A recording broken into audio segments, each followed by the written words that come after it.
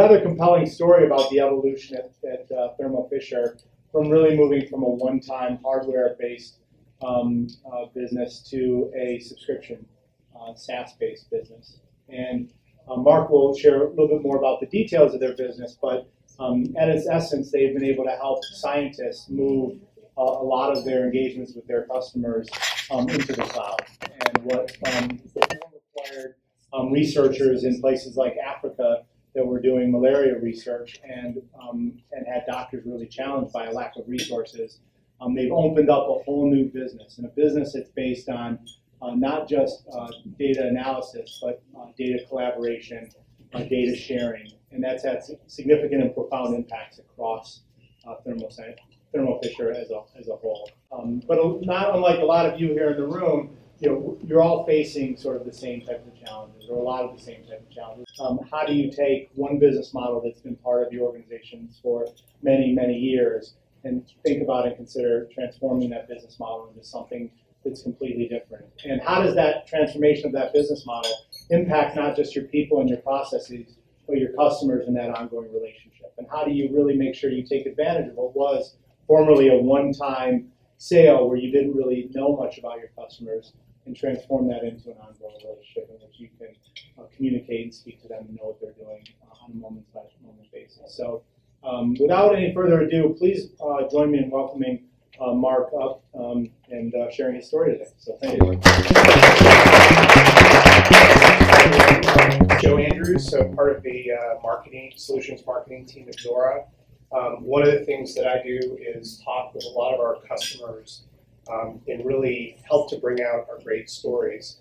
So maybe just to tee it up here, Mark, why don't you tell us a little bit about yourself and Thermo Fisher? Sure. So my background is I spent 18 years at Oracle. I was in IT. I looked after CRM, ERP, BI. I actually had subscription management, believe it or not. Oracle sucks at it, by the way. But being in IT and doing that for all my career, I had the opportunity to join a completely different industry, in the biotech industry. I joined a company called Life Technologies. I hated biology at high school. I certainly did not do it at college. I didn't do chemistry or anything like that. But what attracted me to it as I was going through the interviews was understanding that biology is becoming so much more like software these days. And I remember joining Oracle in 1995, and that was the year the US government deregulated the internet. And the commercial opportunity around the internet just started to explode. And Oracle was one of the companies at the center of that, along with Cisco, of course, here. And it was extremely exciting. And we would project how this would change the world. And here we are, 18, 20 years later, and the internet truly has changed the world. We all carrying a smartphone in our pocket, I'm sure, and use GPS to get here, and bought our Christmas gifts on Amazon.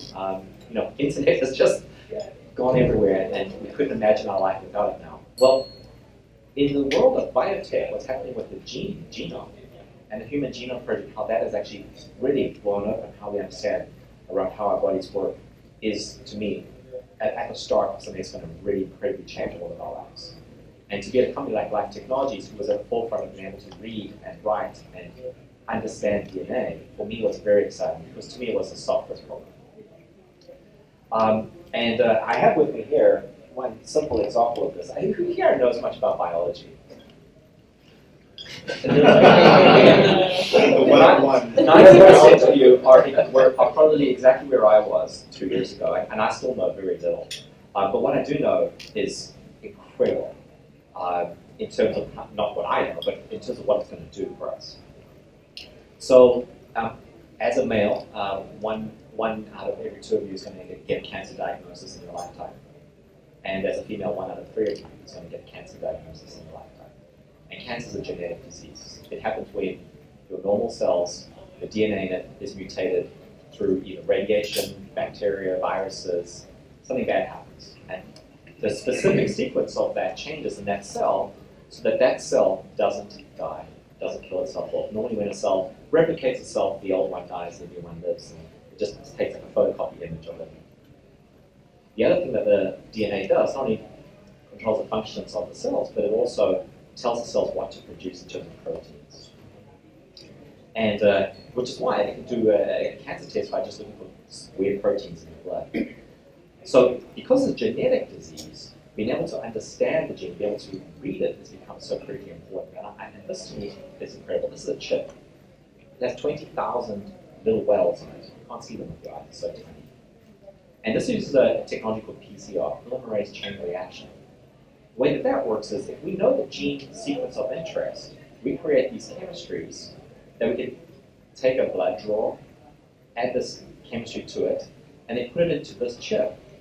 And we can count how many of those gene sequences we can see, because it attaches a fluorescent dye to that gene and only those genes of interest. And then we can quantify how much of that exists. So you can use this. This is very widely used in HIV, in cancer, malaria, all sorts of diseases. In fact, this was one of the technologies that was very important in the current Ebola outbreak. It's happened in West Africa.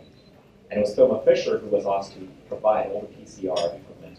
We literally had to fill up. There was at one of the big Air Force bases on the East Coast, there was an airplane sitting there, and we were putting all the equipment into it.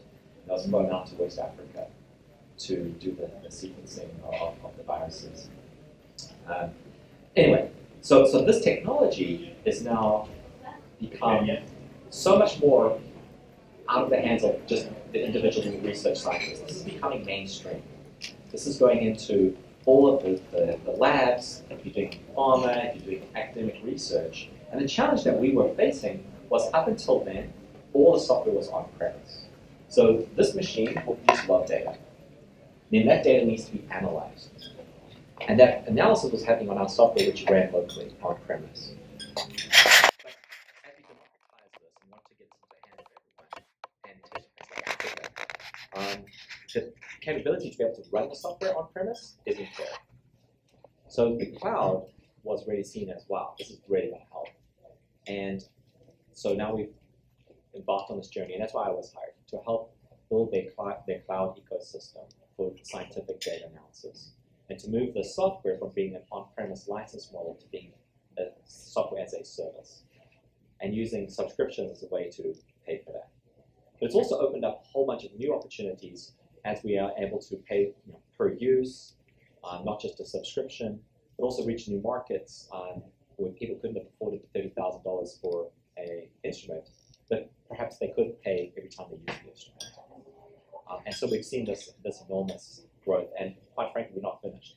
We're in a multi-year journey here, and we're really just at the start. So that's the bit of background. That's a great intro. Thanks, Mark. So I think a lot of people here are from companies that are considering, connected devices strategy, or moving from a primarily hardware-based business to more of a software or a bundled service. Can you talk a little bit about, the implications of that for your business, and kind of where did it start, and how did you think about the journey forward? Yeah, it's so much more than an IT problem. I want to say right from the beginning. And although the IT solution was probably, if I was to go back and actually do things again, it would be to spend a lot more time on the business transformation, because we have to get our head around trying to run a business differently and in a way that is not going to be a big sale to a big enterprise, but as running a subscription type model to a bench scientist. The hardware itself, we're now putting internet connectivity into the hardware, and are able to do things like help the customer monitor their hardware better. These are all new digital capabilities that we weren't able to do previously, which add enormous value to our customer. So as we're going forward, we're thinking about our own business and how to sell more product, of course, but we're also thinking how these capabilities help our customers manage their labs more efficiently. How can we get the scientists to be running the experiments and getting much higher quality output? How can the lab manager get to see all the instruments and be able to know which instruments are down, which ones are functioning, which ones may be having a service problem? So I think everything's changing. It's software, it's hardware, it's new services. And it's a different set of problems and customers, potentially. And it is different customers, and different, even within customers, it's not an organization-wide change. It's affecting the bench scientist in a different way to affecting the procurement agent who's now having to go online to manage subscriptions, to the lab manager who's now using these capabilities to better run the lab. So it's affecting a lot of people. And when you step back, I like how you said don't start with the technology problem, think about the business problem. How is it different fundamentally for you at Thermo Fisher, previously Life Technologies, to think about it being a customer-focused business, right, versus starting out as primarily a product-focused business? Tell us a little bit about that change and evolution. Sure, and honestly, this is the biggest challenge that I still have. My background having been at Oracle, where subscriptions weren't really that new when I was leaving Oracle, and I had seen the difficult business transformation at Oracle. My mistake was I assumed that Life Technologies had already been down that path, and they hadn't. And I had a lot of the answers to questions they didn't even have yet, what is another interesting challenge. Being a business, being in IT, I was in a very difficult position of trying to sort of poke them to ask the question that I had the answer to, rather than just get a solution will do everything for you. And they were just like, huh? Because they didn't really fundamentally even understand how they would do the cost to acquire a customer. They hadn't even thought about that aspect of it, or even the renewal rates. Like, what is an acceptable renewal rate on a subscription? No one was thinking about these questions. And it was really through this implementation of Zuora that we were able to hook into some of the minds and organize speak the business speak and get them connected to business people, not just have an IT guy come and give you a solution that you didn't even know you needed. I don't know if that's it. That's a good response. Can you tell us a little bit about, since you mentioned Zuora, and how the role that we played in this process for you, and what have been the results so far? Well, luckily, I had my experience at Oracle to draw on of how not to do subscription management. Why don't you tell us that? Which is interesting. So what I knew is that we didn't want to have a big ERP solution, but we didn't want to lose the investment. We already had an ERP. We already had a billing solution to collect invoices. We already had a system. We had a very big e-commerce system that could actually collect orders online. So we didn't want to replace all of that. What we wanted is leverage it. So functionally, I had my checklist of what I wanted the subscription management solution to do. And Zuora and Aria and Oracle BRM, and there were many others, functionally kind of met sufficient of the criteria to be in the game.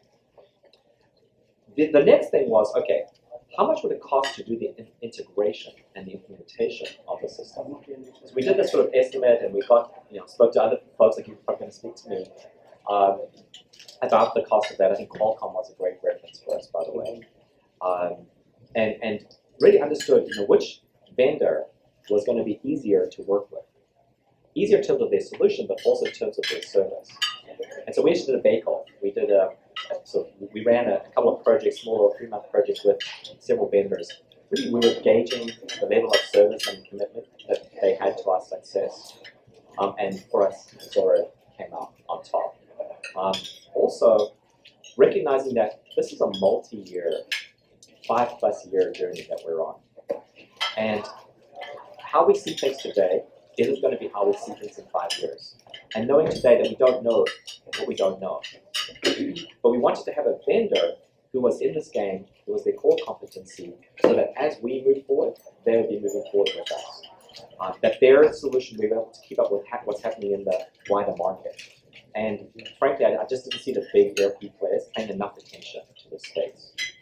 Oracle tried to take a telecom billing solution and make that fit subscription management because utilities are subscriptions. No. It was fundamentally, they were just architecturally in the wrong place. And so I found that I had to go down and do all the costs because we had to, not because I wanted to with Oracle. But with Zuora's case, we felt that the support was going to be there, that you guys would, and so on. And actually, 2 years later since we started this relationship, very happy with it.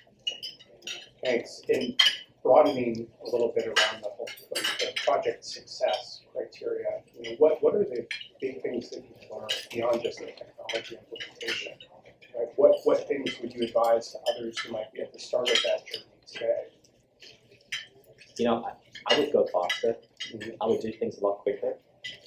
I think that we took a waterfall approach to the implementation, and we should have been a lot more agile. Because it is available as a service, right? You can get up and running really fast. And you may not have it fully integrated, but that doesn't matter. I think we also had unrealistic expectations on how fast our business would change. And so that led us to overinvest in things that we didn't need on day one, like deep integrations, when maybe a manual process would have been acceptable. But we could have got the subscription management concepts and functionality up and running, and then had a manual process to reconcile at the end of the month. So things like that, I would probably do less at the start, but do the critical things faster. Okay, that's good advice. Tell me a little bit about the roles of the team, the people involved. How, have there been changes? Did you have to go and involve new people and new teams in this project? Yeah, we hired new people for our entire cloud initiative. The company traditionally has used a lot of consultants, Deloitte, etc.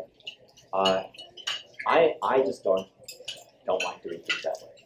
Maybe it's a control freak in me. So we hired our own staff. We got them trained. We did use some consultants. We did use the services from Zuora. That was really good. And I think to this day, most of those people are still in those roles. And we see this whole business really having a ramp that's just going to constantly go up. And now that we've been acquired, now we're part of a much bigger company, they're looking to leverage this capability too. So I think we're in this for many, many years. So developing that talent right at the start and becoming experts, I call them my subscription solution experts, is really key as we go and advise different businesses how to take advantage of their capability. Great. And by the way, Zuora works with a lot of implementation partners as well, the large global system integrators. So this was their decision to go that route, but a lot of other companies involve those consultants as well. So that's not a capability that you don't have to worry about not doing that. Shifting gears a little bit, let's talk a little bit about some of the customer insights you've gotten, right? And a large part of this, as you've shared in the past, has been through the use of data. Yeah. You didn't have this before, right? Yeah. You're a closed ecosystem. You're selling supplies and technology. How has that changed? Yeah. Well, I think one of the, as I was presenting to our CEO on how the cloud was going, I was getting some feedback from customers on what they were experiencing. And almost universally, the customer comments have been extremely positive. There's been some surprises, some really good surprises. One of them was support. So previously, a customer would do some analysis and they wouldn't be getting the response, the answers that they were expecting. So they weren't sure, did I set up the instrument wrong? Did I use the wrong settings? Or is the chemistry wrong? Or am I analyzing it wrong? There's so many places where things can go bad.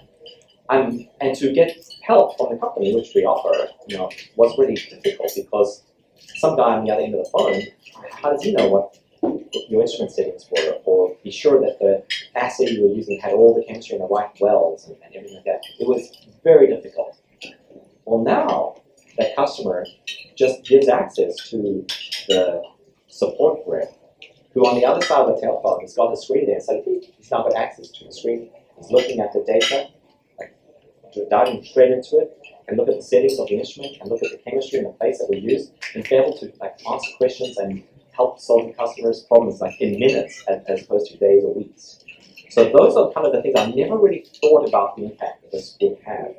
So our customers are getting this hugely improved level of service from us, but it's saving us money because that used to cost us weeks of time. Right, so it's saving for us and better for the customer. And that's one example. The other one was who is using it was, to me, the biggest surprise of all. We launched this instrument last year in July, late July, almost early August. And at the end of August, I got a list of who was using it. I was completely blown away. It seemed like everybody in the world heard about it and started to use it. Every country that we do business in was live. Which I thought would be a US, Western Europe kind of thing. The biggest surprise was one of our users was in Africa, literally in the jungles of Africa, in Gabon. And I was I was like, wow, that is so weird. And I did an internet search. I found this hospital. It was literally a tin, red roof shack on the side of a river. And I did some more research. And it's actually a very prestigious hospital for malaria in Africa, despite its appearance. In the jungles. I mean, you see trees all over the place. Huge river. And then I dug deeper into it. They were doing a malaria study funded by Bill and Melinda Gates. And this hospital, if you were a child with malaria, if you go to any hospital in Africa, you want to go to this hospital. They have the highest survival rate of any hospital in Africa. And what they were doing was they were using this technology they were giving a malaria drug to the patients and then quantifying how much pathogen was in the blood of the patients. And they were doing a draw and then putting it into this and quantifying how much malaria pathogen was on the blood. And I thought, wow, so they've got this machine sitting there in the banks of Africa doing all this great chemistry, but the data and the analysis is sitting on a server in the US East Coast, and that research in Africa has exactly the same supercomputing power that the researchers using this in Harvard have, even though it's in Africa. And that's up to like, wow, we've really opened up something here. And the fact that we've now democratized access to supercomputing and data and knowledge to every corner of the world, all you need is internet connection. You don't need the Dell account rate to come and put a server in 2 days, which you don't want to do on banks of the river in Africa. That's an amazing story, and there was collaboration there as well between these research institutions. Yeah, he was collaborating with a researcher in Germany, and he would collect the data, upload it, and then somebody in Germany was actually looking at all the different patients and seeing if the drugs were having the impact that they were supposed to have. Right, that's amazing. Tell us a little bit about how you've shifted your monetization strategy, right? Selling these products to this cloud services bundle. Yeah, that's a huge part of the transformation. I'm sure a lot of people have that question, how you're going to do that. It's my number one question: how are we monetizing the cloud? And my answer to that is we're monetizing in multiple ways. We've opened up a new digital revenue stream. So we're able to sell storage, we're able to sell compute, we're able to sell software as a service. And we're going to have new digital products to be able to do remote monitoring, help improve the efficiency of the lab. So there's a whole bunch of new things that we're going to still develop. But to me, that's not the main revenue source at all. That's just going to be incremental. And that's not why we're doing the cloud. I believe that what we need to do is be able to give access to supercomputers, to the world's knowledge databases, to every single scientist in the world. Because when we do that, we're then going to sell a lot more instruments, we're going to sell a lot more reagents and chemistry, that we have a channel with salespeople, we have online web sales that can sell the physical goods. So I'm hoping that, and this is a journey, that more and more we just put the cost of the cloud into a COGS that goes back into the instruments. And when you buy instruments, you get the cloud for free. Well, it's already paid for. But table stakes is having the capability to do subscriptions, even though I don't think that that's going to be our billion-dollar revenue stream, certainly not in the next few years. Being able to do the upgrades is just the cost of your business and gets you in the game. But for us, the real money comes when we build the ecosystem, the customers want value, and then plug their things into it. And do you have some insights that you can share around how those economics have changed? Have you seen an increase in the length of your customer relationships, the size of those accounts? Not yet. We're still too early. That's certainly the promise. Right? It is. And we think we're going to get there. We have over 1,000 customers. We actually have about 7,000 customers on the cloud today. And if you look at the organization list, it's an extremely prestigious list of organizations, academic, pharma, government departments, who are all there. This year, we're going to start to play around with a couple of different models to monetize that and generate leads. We have a new PCR coming out. So what we want to do is generate leads from our existing install base and upsell them to the latest model. So the cloud's going to help us get a commission. We never saw our end user before. Our relationship was with the procurement department. Now, our relationship is also with the scientist who's using the equipment, the end user. That's a very big change, right? So now knowing who that person is, now knowing Dr. Fernandez using this in this institute, how can we use that information to generate more sales in a way that doesn't piss them off? This is a very delicate balance that we have to make.